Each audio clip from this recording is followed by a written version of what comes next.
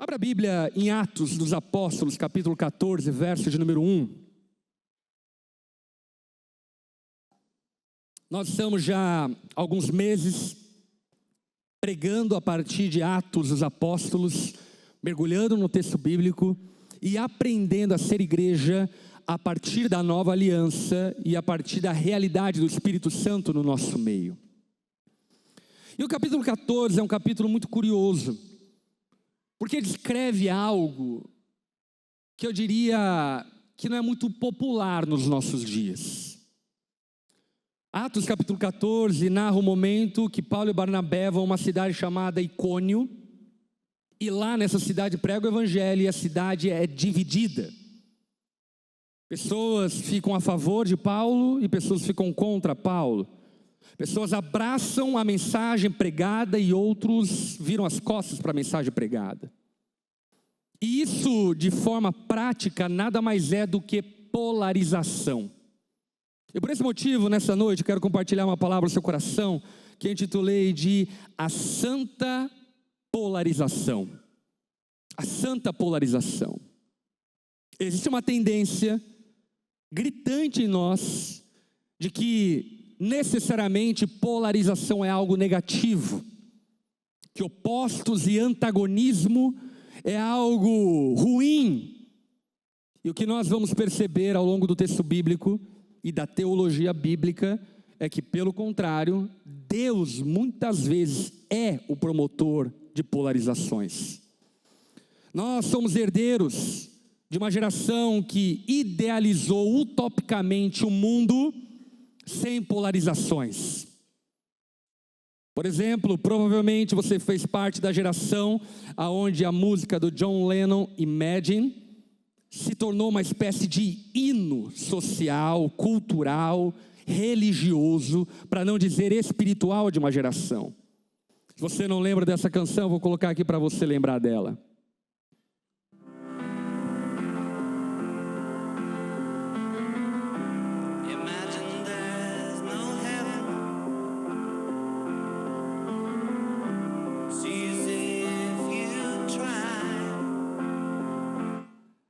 Essa canção, no meio secular, se tornou quase que um hino da harpa secular,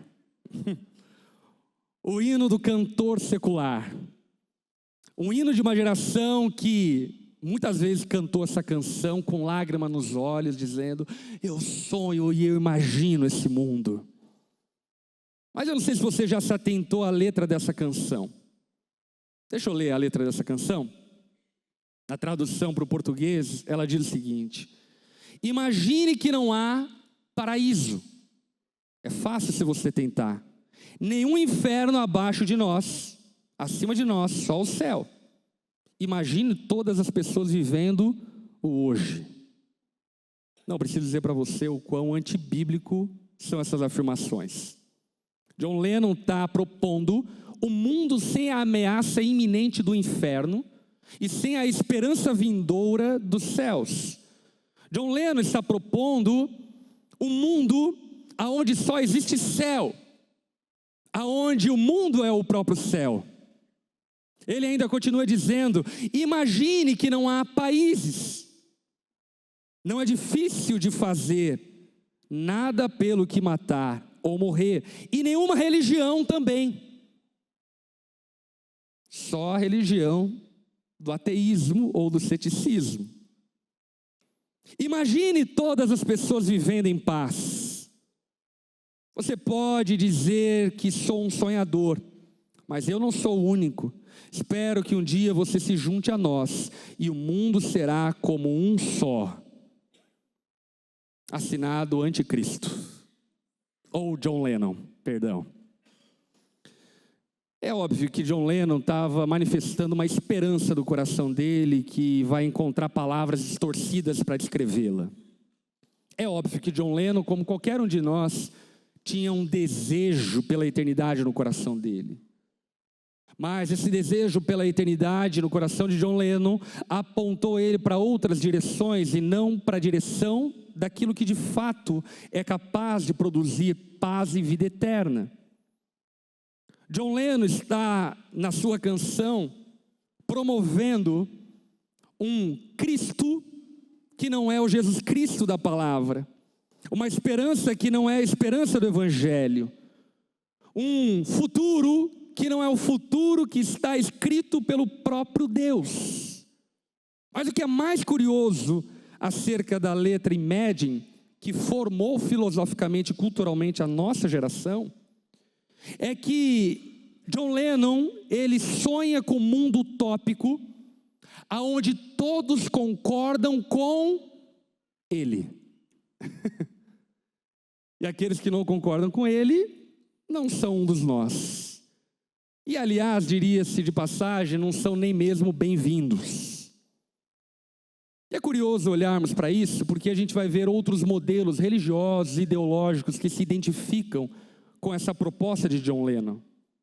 Por exemplo, não sei se você sabe, mas o islamismo, de forma essencial, não compactua com a existência de religiões confraternizando o mesmo ambiente. Na fé proposta pelo Alcorão, é proposto que haja apenas uma religião, e que é o islamismo. Ou ainda, na ideologia marxista, o comunismo, existe uma proposta ideológica onde existe uma unidade universal, mas essa unidade, obviamente, é de todos que concordam com o comunismo. E os que não concordam, fuzilamento. Portanto, a ideia de John Lennon parece ser muito bonita, mas na prática ela é bastante distorcida. E não apenas isso, mas ela é contraditória à proposta de Jesus, que pelo contrário de John Lennon, oferece polarização e antagonismo. Quer ver? Lucas capítulo 12, verso 51, Jesus diz: vocês pensam que vim trazer paz à terra? Aham. Jesus responde: não, digo a vocês, ao contrário, vim trazer divisão. O Cristo do John Lennon é um Cristo que veio promover uma paz superficial, um universalismo, onde todos vivem em paz. E Jesus está dizendo: não, eu não vim trazer essa paz superficial, eu vim trazer divisão. E em certa medida, eu vim trazer polarização. E ele vai continuar dizendo: mãe contra filho, filho contra pai, nora contra sogra. Coisa que não é muito raro. Mas Jesus está dizendo de maneira clara e objetiva que a mensagem que ele carrega não é uma mensagem que nos permite ser meio chuchu. Já viu chuchu? Chuchu é uma coisa indecente, porque ele é sólido, mas é líquido. Eu não sei se você sabe, mas chuchu é 90% água. Chuchu é salgado, mas é doce. E às vezes ele é doce, às vezes ele é meio salgado. Deus não nos chamou para sermos um povo chuchu. Deus nos convida a um tipo de vida aonde necessariamente causará cisões e divisões.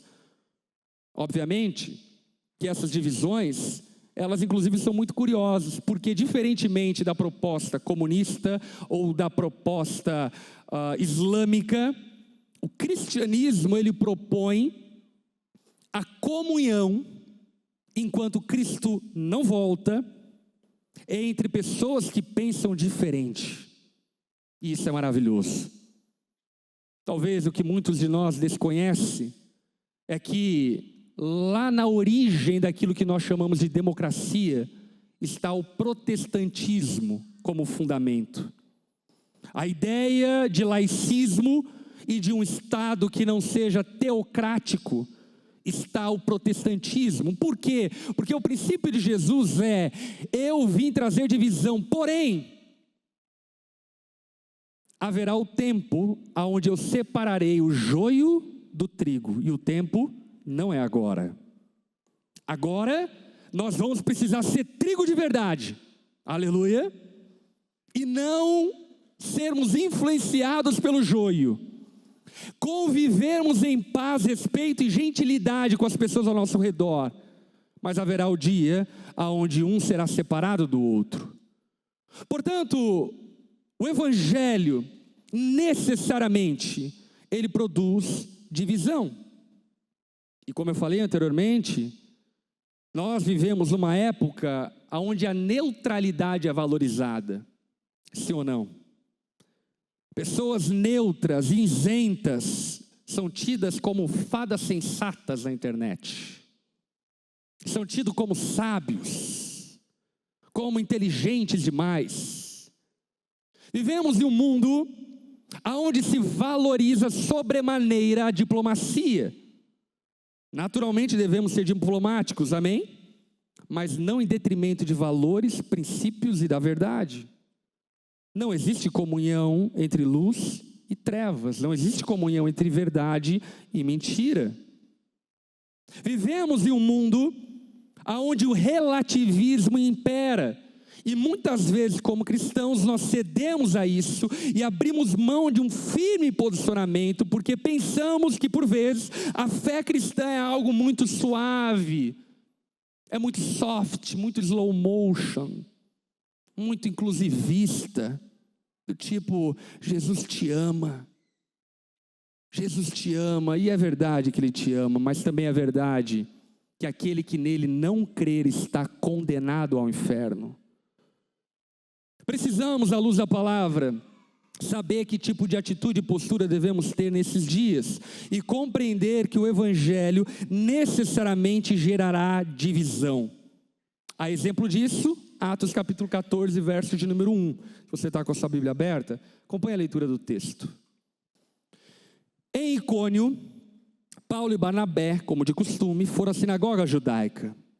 Ali falaram de tal modo que creu uma grande multidão de judeus e de gregos.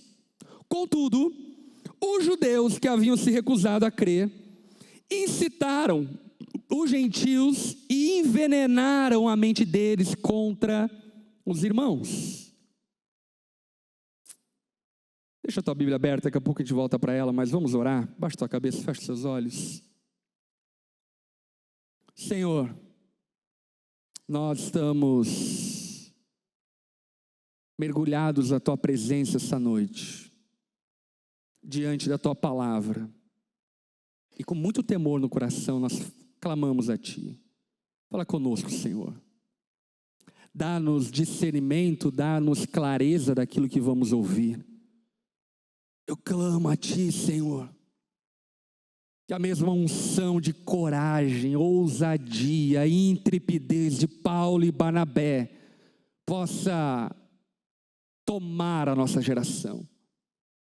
Tira-nos, ó Pai, essa atitude fluida, essa atitude genérica, e dá-nos, ó Pai, firme posicionamento, mesmo que isso possa causar-nos perseguição. Ensina-nos, ó Pai, a abraçarmos a consequência prática do Evangelho, que por vezes é divisão e polarização. Fala conosco, Espírito Santo. Precisamos ouvir a tua voz. Dá-nos entendimento e clareza daquilo que vamos ouvir para a glória do teu nome. No nome de Jesus que nós oramos. Amém. No verso de número 1, a palavra de Deus diz que Paulo e Barnabé falaram de tal modo. Você lembra aquele versículo muito famoso, João 3,16? Porque Deus amou o mundo de tal maneira. O que é o tal maneira, o tal modo? Essa expressão grega, ela tem uma conotação aumentativa, como se dizendo, Deus não te amou com amor comum, Ele te amou com amor exponencial, Ele te amou com amor inexplicável, Ele te amou com amor ágape, Ele amou você com amor profundo, gigantesco, completo, cheio.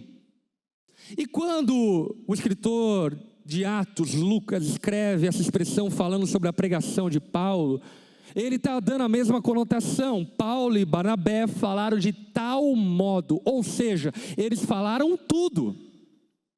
Eles não declinaram, eles não tiveram vergonha, eles não tiveram medo, eles falaram tudo o que a palavra de Deus fala, eles falaram todo o evangelho, eles não se esquivaram, eles não abraçaram o popularismo, eles não quiseram curtidas e likes, se renderam a uma coisa meio fluida. Não, eles falaram toda a verdade. Isso obviamente serve para nós de encorajamento, porque o que Paulo e Barnabé estão fazendo é pregando toda a palavra, com clareza, com autoridade e com fidelidade, porque meio evangelho não salva ninguém, evangelho atualizado não salva ninguém, outro evangelho não salva ninguém, o que salva é o evangelho de Jesus Cristo. A palavra de Deus, meu irmão, não está a gosto do cliente. A palavra de Deus não está a gosto da audiência. A palavra de Deus é o que é, doa a quem doer e fale aquele a quem falar. E o que Paulo e Barnabé fizeram na cidade de Icônio é exatamente isso. Pregaram a palavra de Deus com fidelidade. E o que isso produziu? Polarização. Alguns creram, outros rejeitaram. Lá em Icônio se estabeleceu uma espécie de fla-flu. A galera de Paulo, a galera dos judeus. Time Barnabé e time judeus. Um competindo contra o outro, polarizado. E sabe o que é interessante? Talvez aquela cidade estava agora há pouco cantando num boteco da vida, num bar da vida, John Lennon, Imagine. Dizendo, imagina gente sem divisão, e de repente vem Paulo e diz, ei, o evangelho é o único caminho para a salvação de todo aquele que crê. E de repente agora namoros se romperam, porque a namorada creu e o namorado não. Agora amizades se desfizeram, porque um amigo recebeu a mensagem, o outro amigo não. Agora famílias foram inflamadas com debates que até então não tinham. Porque um abraçou a verdade e o outro a rejeitou. O que eu quero que você perceba é que quando o evangelho é decentemente pregado, ele nunca vai alcançar unanimidade. Nunca. Jamais. O evangelho exige resposta. E a resposta ao evangelho pode ser tanto uma aceitação quanto uma rejeição, tanto conversão quanto também virar as costas, tanto salvação como condenação. Mas ainda assim eu e você devemos pregar o evangelho, devemos pregar toda a palavra de Deus. Nós não pregamos a palavra de Deus necessariamente para que as pessoas sejam salvas, nós pregamos a palavra de Deus para que as pessoas conheçam a verdade. E Deus é glorificado quando salva alguns, por causa do seu amor, mas Ele também é glorificado quando condena outros por causa da sua justiça.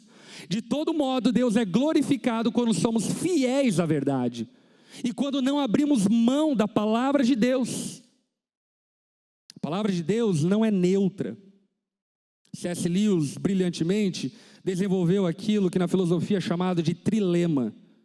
C.S. Lewis dizia o seguinte: diante das afirmações que Jesus fez sobre si mesmo, só há 3 possibilidades lógicas. Ou ele era um louco, ou ele era um mentiroso, ou ele é o Senhor. Acertadamente, C.S. Lewis está dizendo que não existe espaço diante da palavra de Deus para uma neutralidade, do tipo, não, eu amo Jesus, mas eu amo do tipo imagine on the people. Eu amo Jesus, mas amo do tipo chuchu. Eu amo Jesus, mas amo do tipo fonte salgada e fonte doce. Eu amo Jesus, mas amo luz e trevas. A palavra de Deus é muito clara em dizer que aonde a luz resplandece, as trevas desaparecem. Não existe comunhão entre verdade e mentira. O evangelho, quando decentemente pregado, ele gera esse efeito múltiplo, polarizador. Martin Lloyd Jones, ele afirma que o evangelho é como um sol. Ele amolece a cera e endurece o barro, o mesmo sol. O mesmo sol é capaz de amolecer e de endurecer. Jesus é capaz de salvar e de condenar. Jesus é poderoso para salvar o que crê, mas também é poderoso para condenar aquele que o rejeita. No Evangelho não existe em cima do muro. Cristãos que esperam unanimidade, aceitação universal, estão confundindo Evangelho com marketing. Evangelho não é marketing. Jesus não veio estabelecer um esquema de pirâmide. Aleluia. O Evangelho não é marketing multinível. Venda a todo custo. Fazer o outro sentir necessidade daquilo que ele não tem. Não, esse não é o Evangelho. O Evangelho é a exposição dura, clara, de que eu e você carecemos da graça, do amor, da misericórdia de Jesus, para que sejamos salvos. Meus irmãos, Jesus não foi crucificado porque ele era um fofo. Paulo não foi decapitado porque ele era fofo. Pedro não foi crucificado porque ele era gentil. Todos esses foram martirizados por causa da fé, porque foram firmes em falar a verdade em um tempo onde a verdade não era bem-vinda. E talvez nós olhamos para esses exemplos e pensamos que esse tempo passou. Mas a grande verdade é que ainda nos nossos dias a verdade continua sendo rejeitada. A verdade ainda não é bem-vinda. E não é bem-vinda em muitos lugares de diferentes formas. Por exemplo, quantos aqui em nome de uma paz conjugal ignoram a verdade que seu marido tem que ser repreendido a respeito da imoralidade, por exemplo? Ah, mas se eu falar sobre isso, o casamento vai virar um caos. Aí você prefere viver uma paz artificial, tipo Coreia do Sul e Coreia do Norte, do que de fato enfrentar a crise e tratar os problemas que precisam ser tratados. Quantos aqui, em nome de uma paz unânime, romântica, ignoram, toleram fofocas, ignoram, toleram pecados, para manter-se aliançado e de alguma forma não se dar ao trabalho de ter que resolver esse assunto? O problema disso é que isso não é paz, isso é mentira, isso é fachada, isso não é capaz de produzir verdadeira paz. O texto continua dizendo, no verso de número 3 de Atos 14, Paulo e Barnabé passaram bastante tempo ali falando corajosamente do Senhor. Repita comigo, eles falaram corajosamente do Senhor. Enquanto eu preparava esse sermão para pregar a nossa igreja, a minha oração era: Senhor, nos dá a mesma coragem de Paulo e Barnabé. Nos dá a mesma ousadia de Paulo e Barnabé. Senhor, livra-nos de sermos cristãos adaptados ao mundo, para que sermos aceitos pelo mundo. Senhor, se tivermos que ser rejeitados pelo mundo, que sejamos, mas queremos ser aceitos pelo Senhor. Paulo e Barnabé falavam corajosamente a palavra do Senhor, que confirmava a mensagem de sua graça, realizando sinais e maravilhas pelas mãos deles. Olha só o verso 4. O povo da cidade ficou dividido. Até então todo mundo torcia para o mesmo time. Agora tem Palmeiras e Corinthians. Até então todo mundo concordava sobre tudo. Agora existe motivo para divisão. E talvez você olhe para isso e fale: mas por que eles fizeram isso? A cidade era tão legal.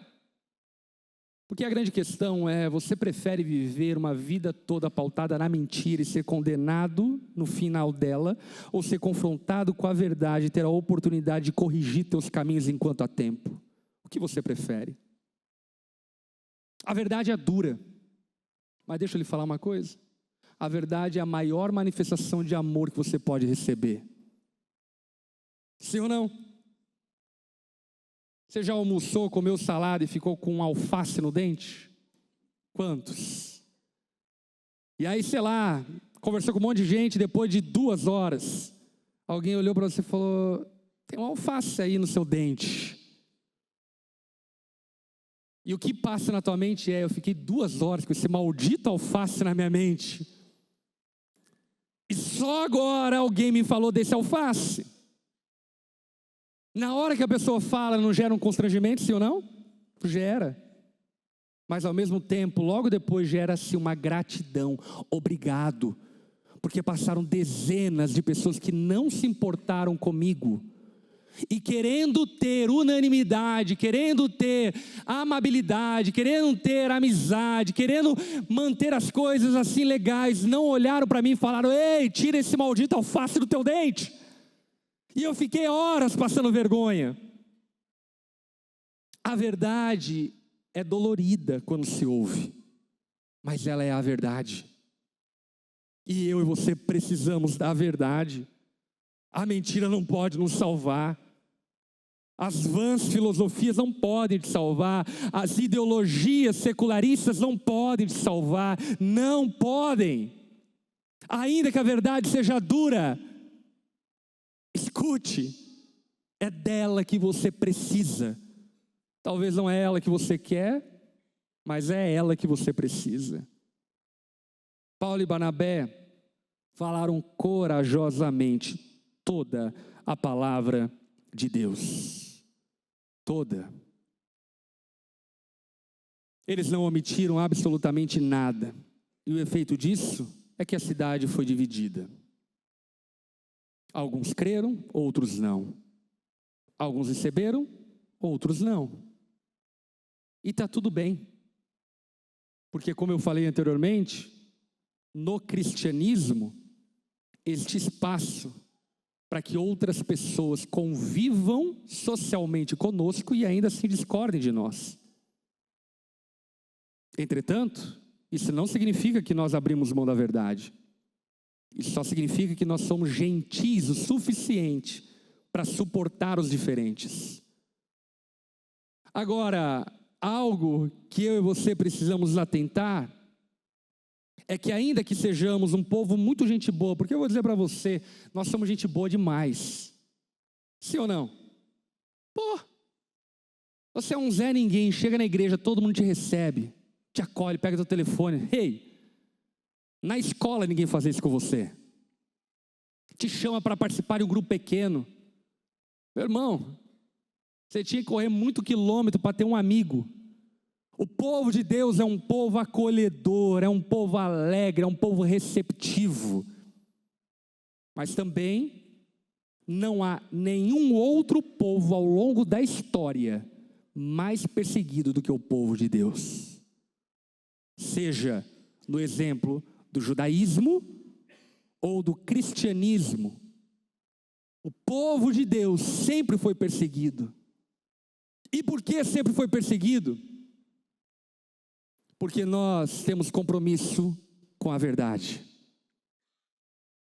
De forma muito dócil, nós olhamos para a cara daquele que não se arrependeu dos pecados e dizemos: Jesus te ama, Ele quer te salvar, e se você não crer nele, você vai para o inferno.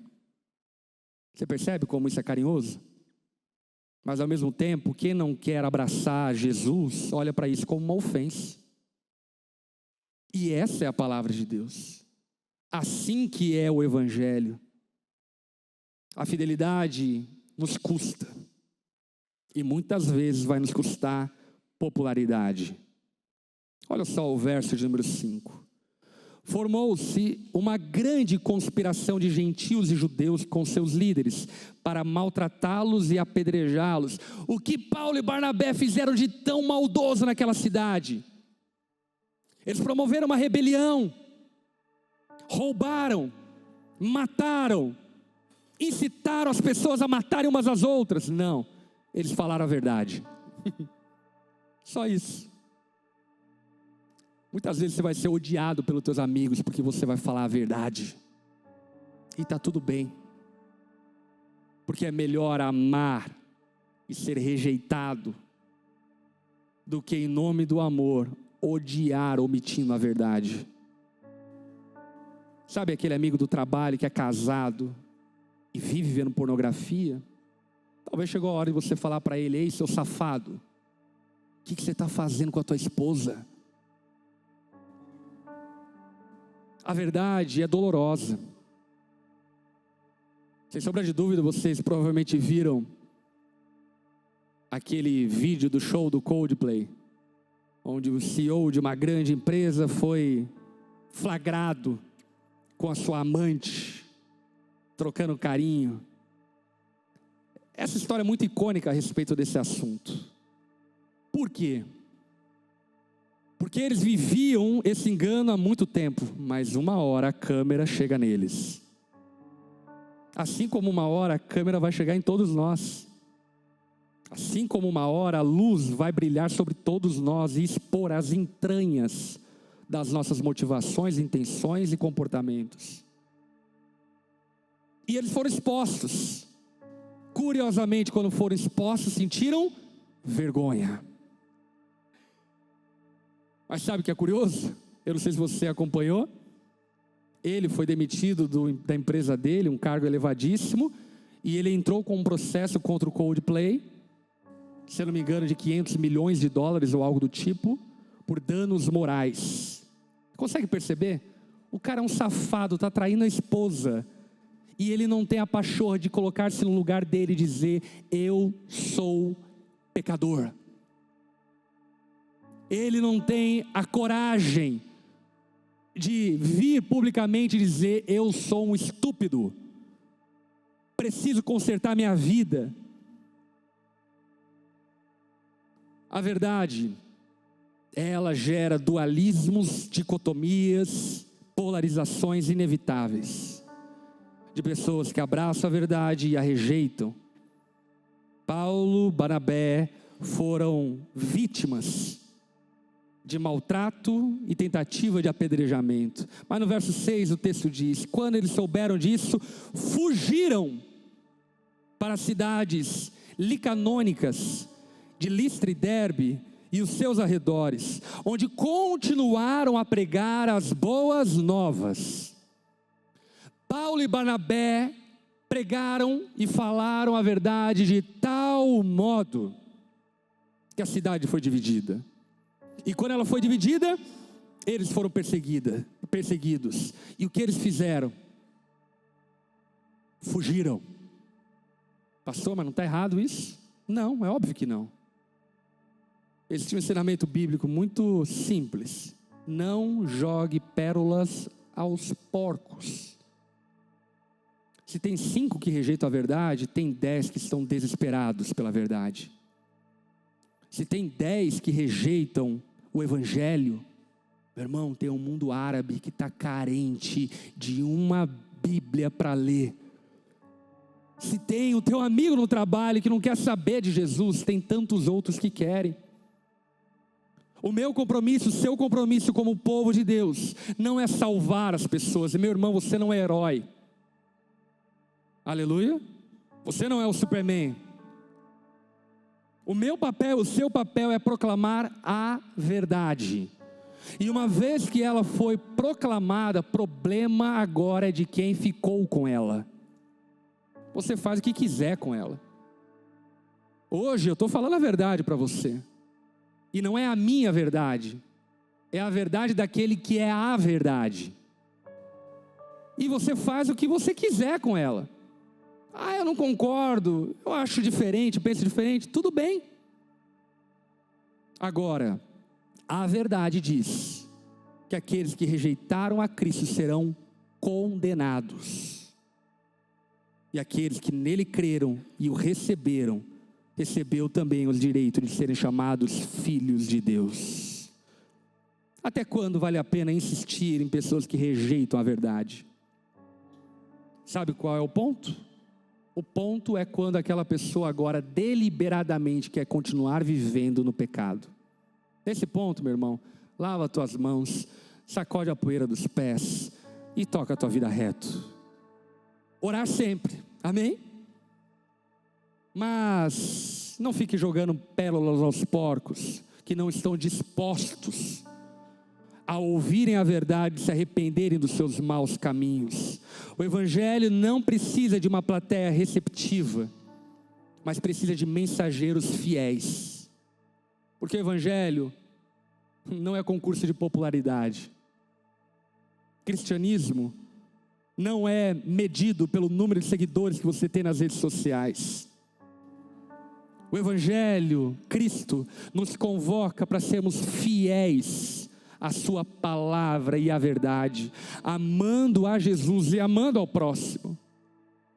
E muitas vezes isso vai nos custar reputação, bem-estar, paz superficial, porque a verdade divide, mas só ela transforma. A verdade divide, mas só ela transforma. Enquanto alguém dominado pela imoralidade não reconhecer a escravidão, ele não está preparado para a libertação.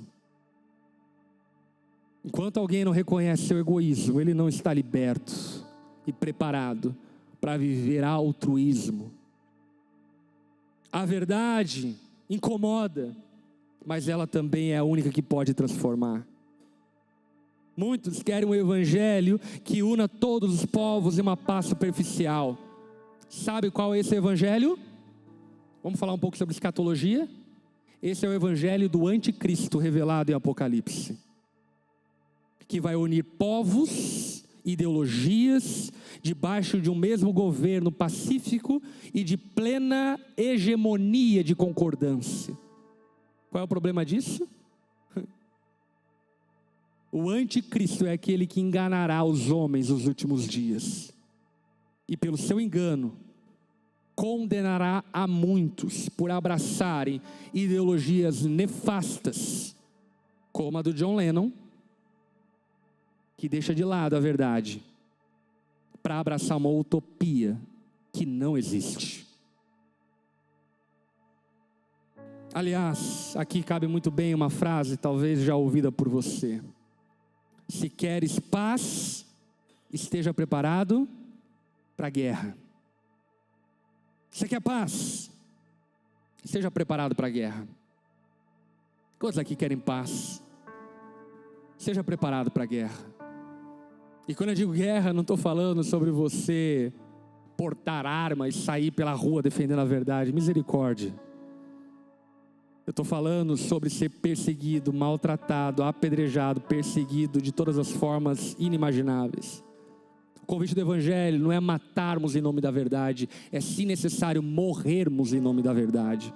Você consegue entender a diferença? E a pergunta que eu lhe faço é: você está preparado para a guerra? Você está preparado para falar a palavra do Senhor de tal modo que gera desconforto? Você está preparado para chegar no Natal da sua família e falar: galera, deixa eu falar uma coisa para vocês, muito legal os presentes, mas Natal é para a gente lembrar que Jesus se tornou homem e viveu entre nós.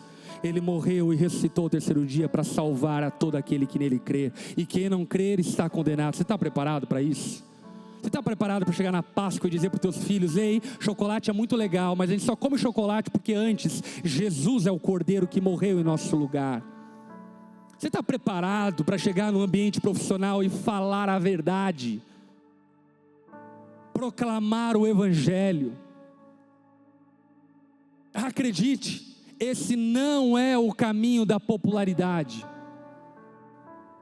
Se você é filhote dessa geração que está atrás de status na internet, não corra esse caminho, porque a nossa geração aplaude gente chuchu.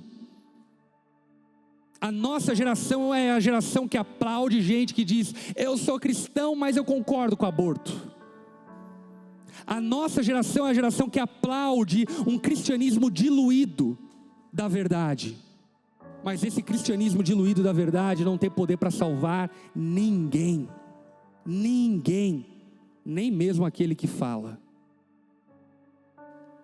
A minha oração pela nossa igreja é: Senhor, revista-nos de coragem. Revista-nos de coragem, revista-nos de ousadia, revista-nos de intrepidez, de inteligência, sagacidade, perspicácia, para não abrirmos mão da verdade, ainda que de forma gentil, amorosa, amável, mas que não abramos mão da verdade, porque só a verdade pode salvar e transformar, ainda que ela divida. E diante disso, eu quero orar por 2 motivos. Primeiro motivo é que a verdade do Evangelho exige resposta. Jesus afirma de maneira categórica: eu sou o caminho, a verdade e a vida. Ninguém vai a Deus Pai se não for por meio de mim. Talvez essa seja uma das falas mais exclusivistas que alguém poderia falar. Por isso que Lewis dizia que ou ele era um louco, ou de fato ele é o Senhor. Porque o que Jesus está dizendo é: ei, Buda, Maomé, qualquer filosofia, meditação, pedras, horóscopo, nada disso pode te salvar, nada disso pode te levar a Deus Pai. Eu sou o caminho, a verdade e a vida. Só eu posso te salvar, só eu posso te dar a vida eterna, só eu posso perdoar os seus pecados, só eu. E diante dessa verdade, nessa noite, eu quero perguntar a você: qual é a tua resposta? Independente dela, eu te respeito, mas eu não posso deixar de falar que essa é a verdade. Só Jesus pode te salvar, só Jesus pode te dar a vida eterna, só Jesus pode te transformar, só Jesus, não existe outro caminho. Baixa tua cabeça, fecha os seus olhos. Se você reconhece que não tem uma vida com Jesus, reconhece que talvez até aqui viveu ignorando a necessidade de ter Jesus, mas essa noite, de uma forma inexplicável, teu coração despertou com um desejo profundo de ter uma vida com Deus. Se você é essa pessoa, eu creio que Jesus marcou um encontro com você essa noite, e creio que Ele trouxe você até aqui para transformar a sua história. Por isso, se você é essa pessoa que não tem uma vida com Deus, mas de uma forma inexplicável deseja ter uma vida com Deus, ainda que com dúvidas e questionamentos, se você é essa pessoa, onde você está, de cabeça baixa, olhos fechados, eu quero te convidar a fazer uma oração junto comigo, se rendendo a Jesus, aí no seu lugar mesmo. Repita comigo essa oração. Jesus está aqui, Ele te ouve. Diga assim a Ele: Senhor Jesus, eu reconheço que sou pecador, carente e necessitado de salvação. Perdoa os meus pecados. Eu tenho muitas dúvidas, Jesus, mas eu estou convencido de que eu preciso de Ti, e eu creio que só Tu podes me salvar, e por isso nessa noite eu me rendo a Ti, Jesus. Creio que Tu és o Salvador, e creio que Tu és o único Senhor. Toma minha vida em Tuas mãos. Eu faço essa oração em nome de Jesus. Amém. Todos ainda de cabeça baixa, olhos fechados. Se você fez essa oração, eu quero muito orar por você. Deus está fazendo algo extraordinário na sua vida hoje. Se você fez essa oração, levante uma das suas mãos do seu lugar. Eu quero te ver, eu quero orar por você. Amém. Amém. Aleluia. Aleluia. Você que levantou a sua mão, por gentileza, onde você está mesmo agora, fique em pé. Nós vamos orar por sua vida. Cremos que Jesus marcou um encontro com você essa noite. Um encontro para transformar a tua história e te dar uma nova vida. Uma nova vida que só Ele pode nos dar. Se você está acompanhando essa transmissão e de igual forma fez essa oração se rendendo a Jesus, coloque nos comentários: eu me rendo a Jesus. Queremos também orar por sua vida nesse momento. Quero convidar a igreja a acolher esses irmãos e a juntar-se a nós em oração. Estenda suas mãos a essas pessoas, vamos orar ao Senhor.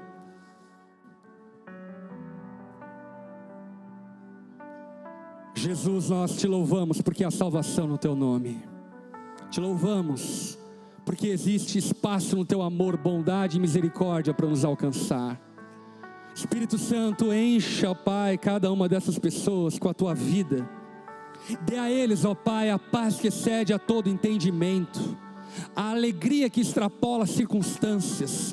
Derrama da tua vida, Senhor, sobre eles. Derrama sobre eles, ó Pai, a vida genuína que há em Ti. Que seja feito conforme a Tua palavra e conforme a fé deles, ó Pai. Como igreja, nós nos juntamos aos céus em festa e celebração, porque cremos, ó Pai, que há salvação no nosso meio, e o nosso coração se alegra no Senhor por essa obra. Nós, ó Pai, os abençoamos e os acolhemos no nosso meio com alegria, em nome de Jesus. Amém e amém. Será que você pode dar uma salva de palmas ao nome de Jesus? Pode ser melhor, pode ser mais forte. Aleluia. Glória a Deus. Você que fez essa oração se rendendo a Jesus, Deus está fazendo algo na sua vida. Assim que acabar o culto, daqui a pouco, eu quero lhe encorajar, junto com aquelas pessoas que estão visitando a gente pela primeira vez, a ir até o nosso lounge, para que lá você possa de alguma forma ser ajudado nessa jornada que cremos que você está começando com Jesus a partir daqui. Diante disso, se queres paz eterna, esteja preparado para a guerra. A verdade custa muitas vezes reputação, amizades. A verdade em muitos momentos vai custar o teu conforto. E por fim eu queria orar nesse sentido. De verdade, sem nenhum tipo de vergonha. Nós estamos aqui em poucas pessoas. Estamos aqui junto com a nossa família. Se você se vê medroso, sabe, às vezes acovardado, de falar a verdade, de pregar o evangelho, de se posicionar em ambientes que você sabe que deveria se posicionar. Se você se vê dessa forma, eu quero muito orar por sua vida, para que o Espírito Santo derrame sobre a sua vida um espírito de coragem que você nunca teve, para que corajosamente você proclame a verdade. Se você crê e percebe que precisa de coragem, e muitas vezes você é medroso, levante uma das suas mãos no seu lugar, se você é essa pessoa. Tenha coragem disso, amém? Eu quero convidar esses irmãos a ficarem em pé no lugar de vocês.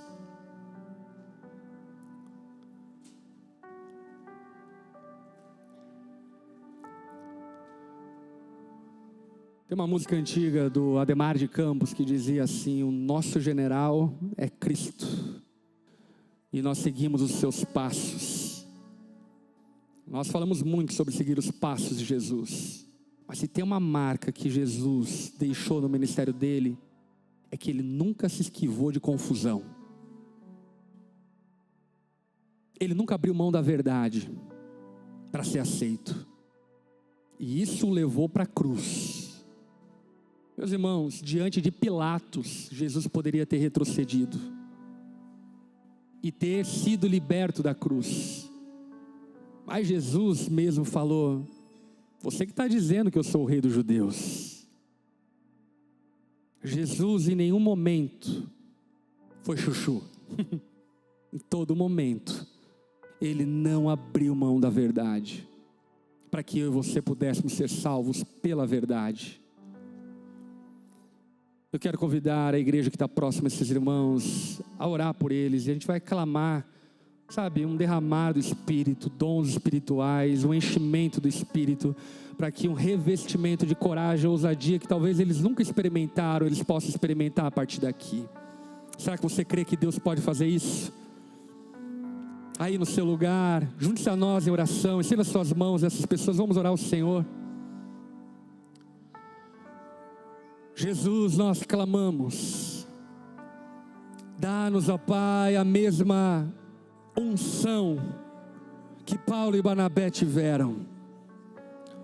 Espírito Santo de Deus, arranque de nós toda tendência à conveniência, arranque de nós toda inclinação à conformidade. Espírito Santo de Deus, livra-nos da omissão, livra-nos da passividade.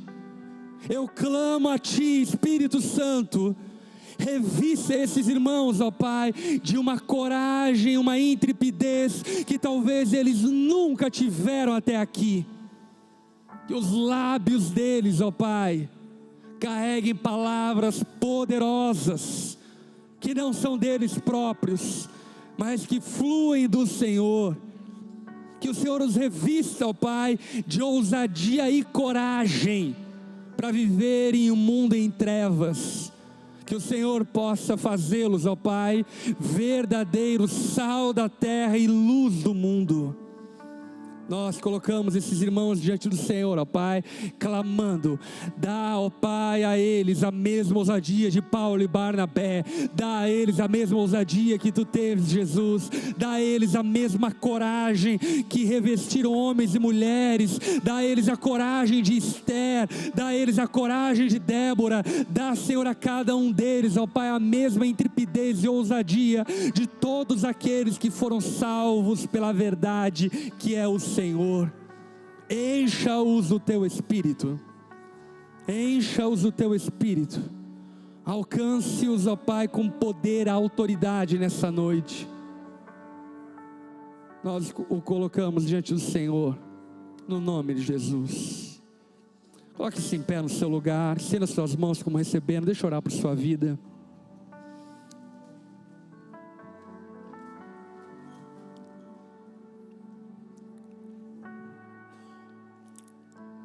Jesus, não permita-nos, ó Pai, sermos covardes. Não permita-nos, ó Pai, nos submetermos ao sistema do anticristo. Que a nossa voz não seja calada pelo conforto, que, se necessário, ela seja calada pela perseguição, mas ela continue ecoando, para que os nossos filhos e netos saibam que só Tu és o Senhor, que só Tu, Jesus, é o Senhor. Faça-nos, ó Pai, uma igreja corajosa nesses últimos dias. Faça-nos, ó Pai, uma igreja que não se rende à sinagoga de Satanás, uma igreja que não se curva aos pecados culturais, uma igreja que não se dobra às conveniências. Dá-nos, ó Pai, intrepidez para sermos o Teu povo nesses dias. Espírito Santo, não permita-nos, ó Pai, vivermos por popularidade. Nós queremos ser como João Batista. Que Tu cresças, Jesus. Que Tu cresça, Jesus, que Tu cresça, Jesus, que Tu cresça, Jesus, que Tu cresça, Jesus, e que nós diminuamos. Que Tu apareça, Jesus, que Tu apareça, Jesus, e que nós desapareçamos. Honra, glória somente a Ti, Jesus. Nós não queremos roubar a glória que Te pertence. Por isso, Senhor, livra-nos de um cristianismo conveniente, fluido, mas que não tem eficácia e poder para salvar. Nós queremos ser Teus discípulos, ó Pai, nesses dias. Abençoa-nos, ó Pai, como igreja. Abençoa, ó Pai, a nossa igreja nesse sentido. Eu clamo a Ti, ó Pai, revista discipuladores de autoridade e fidelidade à Tua palavra. Revista, ó Pai, pastores, supervisores, apacentadores de autoridade e coragem para proclamarem a verdade onde estiverem. Faça-nos, ó Pai, esse povo para a glória do Teu nome. Que Teu amor, Pai, seja sobre nós. Que a graça e a paz de Jesus nos acompanhe. Que o consolo e a presença do Espírito Santo seja conosco por onde formos, para a glória do nome de Jesus que nós oramos. Amém. e amém. Amém. Você foi abençoado essa noite? Dê uma salva de palmas ao nome de Jesus. Aleluia. Abrace o máximo de pessoas que você puder. Abrace a eles, diga: esteja preparado para a guerra. Que Deus abençoe a tua vida, a tua casa, a tua família. Uma ótima semana. Até o próximo culto. Deus te abençoe. E aí, tudo bem? Você acabou de ouvir uma mensagem poderosa e transformadora. E para você não perder nada, se inscreva no canal, ative o sininho, porque sempre quando nós entrarmos ao vivo, você vai receber uma notificação para não ficar de fora. E eu tenho algo para você. Eu vou deixar aqui 2 indicações, então já clica e continue recebendo mais de Deus. Um abraço e até a próxima.